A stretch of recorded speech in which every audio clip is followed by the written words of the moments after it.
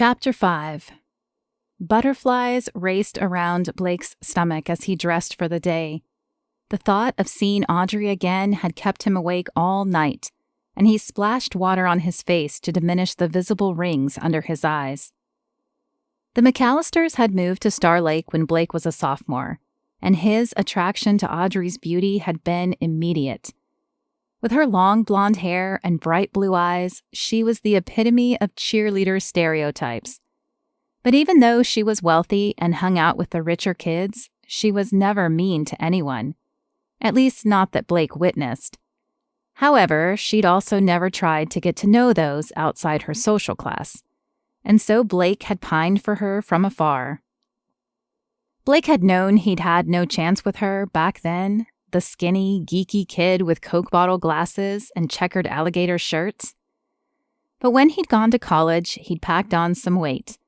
When he'd found weightlifting, that weight had changed into muscles. His first girlfriend in college also set his fashion straight, throwing out his pocketed shirts and Levi jeans for the more popular variety, and cutting his curls to make a manageable hairstyle. The dramatic effect had started a chain reaction. While the two of them hadn't lasted, he was forever grateful to her. With a final glance in the mirror, Blake flicked off the light, grabbed his keys and lunch, and loaded up in his red Chevy truck. 20 minutes later, Blake pulled into the parking lot of McAllister Development and parked in his usual spot. After locking the truck, he gathered his courage, pulled back his shoulders, and sauntered in the front entrance. Audrey sat at the front desk, her lips pinched into a tight line. Her jaw clenched as the phone rang and she brought it to her ear. Though he could tell she was frustrated, she looked like an angel to him, with her blonde hair skimming her shoulders like spun gold. He wanted to say hello, to bring a smile to her face, but she was on the phone, and he had no real reason to stay in the lobby. His shoulders dropped as he drug his feet across the floor, hoping the caller on the phone would be quicker than his slow pace. No such luck.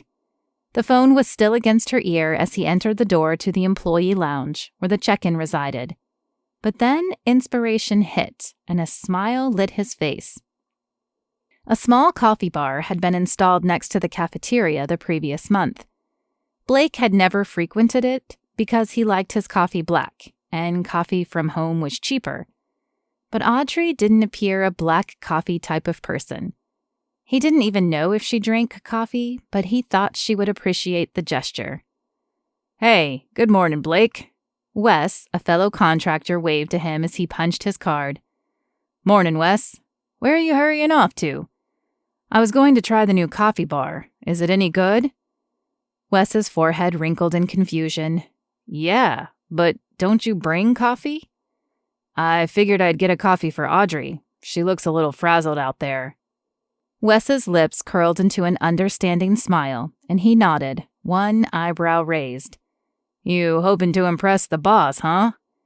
Impressing Audrey's father had never crossed his mind, but he preferred others thinking that, rather than knowing his true reason of trying to win Audrey's favor.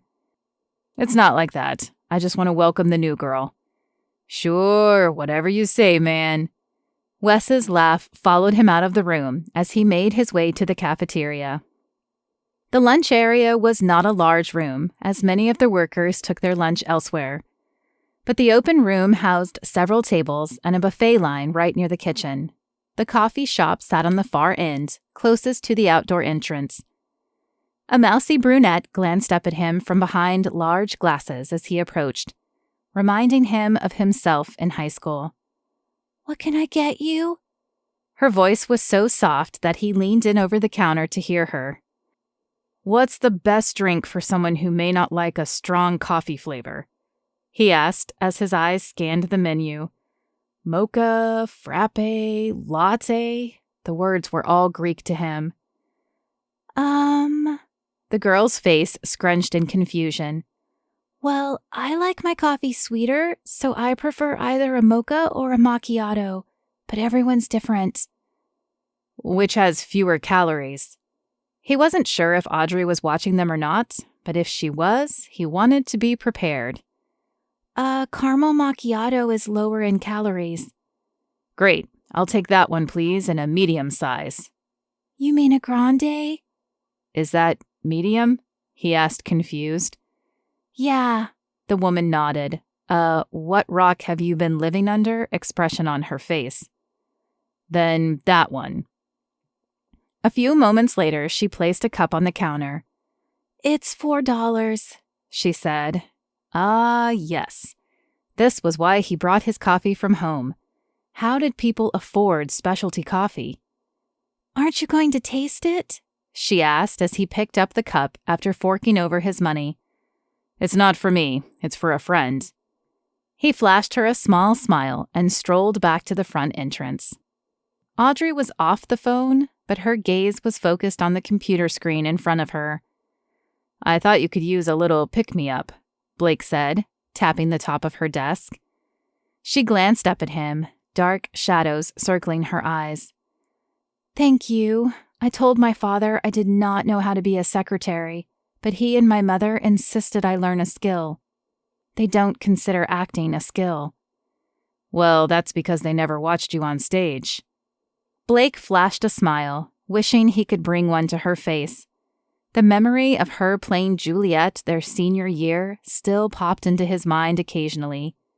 He had never been a fan of Shakespeare, but watching her on stage had made it tolerable. A sad smile played across her lips. Yeah, maybe. Well, thank you anyway. I gotta get back to this. Of course. I hope it gets better. He had hoped to ask her out, but now did not seem the right time. He would just keep praying for an opening to become clear.